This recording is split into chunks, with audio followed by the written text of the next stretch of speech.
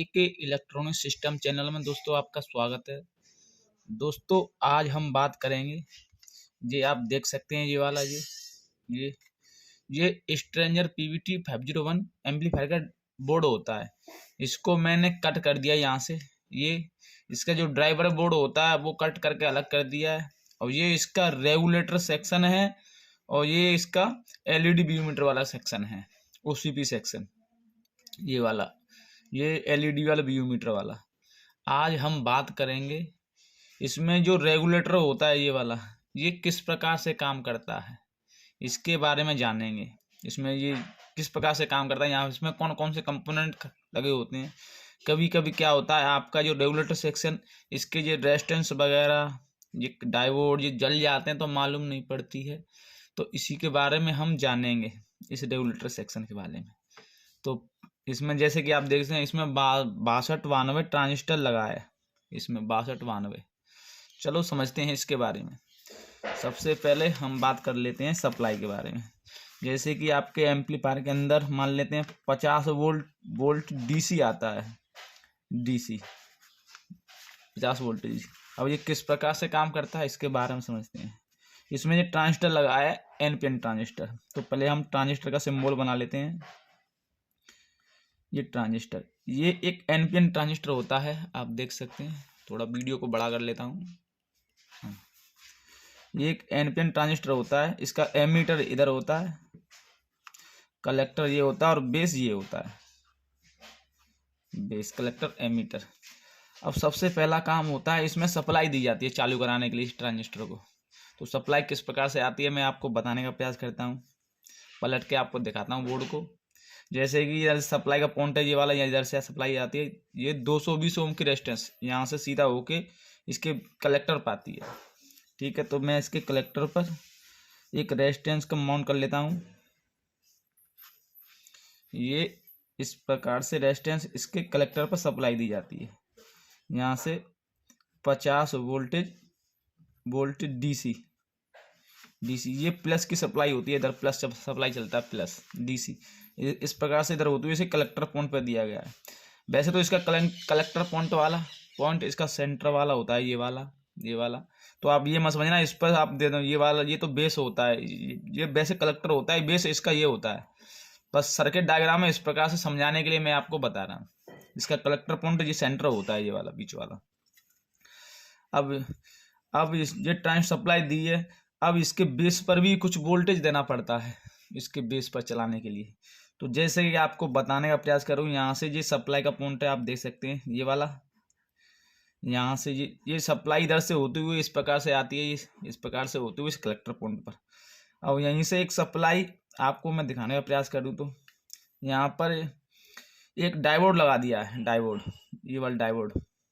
आप चाहें तो आप लगा सकते हैं, आप नहीं चाहें तो कोई बात नहीं। इसमें एक डायोड लगा हुआ है, इधर डायोड, ये इसके एमीटर के बीच में और उस कलेक्टर के बीच में डायोड दे दिया है ये वाला। आप चाहें तो आप लगा सकते हैं, आप नहीं चाहें तो चलिए मैं आपको दिखाई रहा हूँ लगा के। जैसे कि ये डायोड है, डायोड का एक साइड प्लस रहता है। डायोड बना लेता हूँ। इधर की सिल्वर पॉइंट होता है, ये वाला इससे जुड़ जाता है ऐसे करके, और ये माइनस वाला पॉइंट होता है, इससे चला जाता है। ये डायोड है, डायोड होता है। अब इसके बेस पर सप्लाई दी जाएगी, वो किस प्रकार से दी जाती है। कलेक्टर पॉइंट से यहाँ से सीधा सप्लाई, यहाँ पर एक रेजिस्टेंस लगी है ये वाली, ये रेजिस्टेंस है आपकी 4.7 के, 4.7 के या 3.3 के, जो भी आपको रेजिस्टेंस मिले यहाँ पर, ये वाली रेजिस्टेंस लगा के इसके बेस पर सप्लाई दी जाती है। इस जगह पर सप्लाई आई, बेस पर सप्लाई आता है। ये रेजिस्टेंस है आपकी यहाँ पर 100 ओम की हो सकती है, ओम, या फिर आपकी 220 ओम की हो सकती है, और कुछ भी हो सकती है यहाँ पर। मतलब 100 ओम, 220, 330 ओम, जो भी हो सकती है ये वाली रेजिस्टेंस। और ये 4.7 के है, 47 के नहीं है, 4 पॉइंट में पॉइंट लगा है, 4.7 के। अब इसके बेस पर सप्लाई आएगी। अब इसके बेस पर एक रेगुलेटर फिक्स करना पड़ेगा, रेगुलेटर। तो रेगुलेटर आप यहाँ पर फिक्स करने के लिए यहाँ पर एक जेनर डायोड लगा होता है। जैसे कि आपको दिखाने का प्रयास करूँ तो यहाँ पर एक डायोड होता है जेनर डायोड। ये जेनर डायोड का, ये जेनर डायोड मैं आपको सिंबल बना देता हूँ समझा के। ये जेनर डायोड उस पर लग गया है ऐसे करके, ये जेनर डायोड सिंबल है, आप समझ जाना। ये माइनस से, ये माइनस पॉइंट हो जाता है, ये माइनस से जुड़ा रहता है। अब यहाँ पर आप जेनर डायोड, मान लीजिए आपके बोल्ट के अंदर 22 वोल्ट का जेनर डायोड लगा है, 22 वोल्ट का यहाँ पर लगा है ग्राउंड से, तो इस जगह पर आपको 22 वोल्टेज देखने को मिल जाएंगे।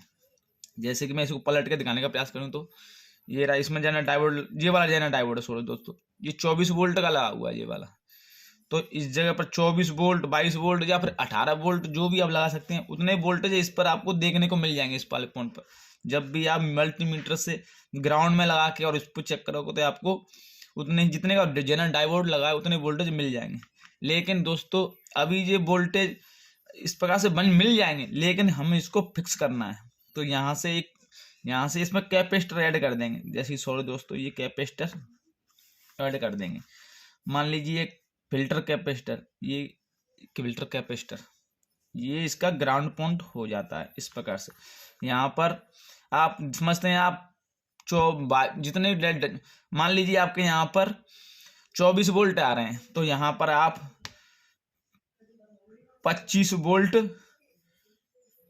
वोल्ट या फिर आप 35 वोल्ट का मान लीजिए, 35 वोल्ट और 470 यूएफ 220 यूएफ जो भी आपको मिले आप इसमें लगा सकते हैं। 220 यूएफ 35 वोल्ट का आपको रखना पड़ेगा, क्योंकि कभी कभी क्या होता है यहाँ पर आपको 35 वोल्ट का लगाना पड़ेगा। होता क्या है कभी कभी, जैसे कि मान लो आपका ये ट्रांजिस्टर शॉर्ट हो जाता है, तो वोल्टेज ज़्यादा होने की वजह से बढ़ते हैं, तो ये जेनर डायोड शॉर्ट हो जाता है, जिससे ये क्या होता है, ये कैपेसिटर फटने के चांसेस इसके बढ़ जाते हैं। अब इसके एमीटर से हमें आउट होकर मिलता है, एमीटर से इतनी ही वोल्ट आउट है। अब इस एमीटर के जैसे तो हम बताइए डायोड इसमें लगा हुआ है, ये वाला डायोड इस पर देख सकते हैं। अब यहाँ पर आपको उतने जितने का जेनर डायोड लगा है, मान लीजिए यहाँ पर 22 वोल्ट है, तो आपको यहाँ पर 22 वोल्टेज डीसी मिल जाएगा। अब ये वोल्टेज इस आईसी को दिया जाता है, तो किस प्रकार से दिया जाता है मैं पलट के आपको दिखाने का प्रयास में।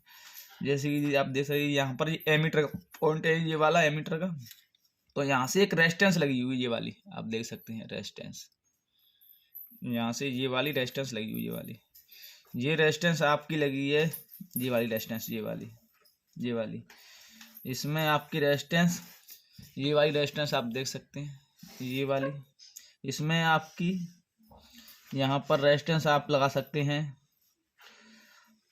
47 ओम्स और आप 100 ओम्स भी आप लगा सकते हैं, 100 ओम भी लगा सकते हैं, 47 ओम, 100 ओम, 68 ओम, जो भी आपको मिले आप लगा सकते हैं। इस प्रकार से रेगुलेटर सेक्शन काम करता है, आप देख सकते हैं। और इसमें फिर ये सप्लाई सीधा होते हुए इधर से आपको पलटने का प्रयास करें, यहाँ से सीधा होते हुए इधर से एमीटर से होते हुए यहाँ से सीधा यहाँ पर एक प्रिंट दिया गया है, आप देख सकते हैं, यहाँ से सीधा होते हुए प्रिंट दिया है। इस प्रिंट के थ्रू ये यहाँ से सीधा इस एलईडी पर यहाँ आईसी को दिया जाती है और इस प्रकार से काम करता है।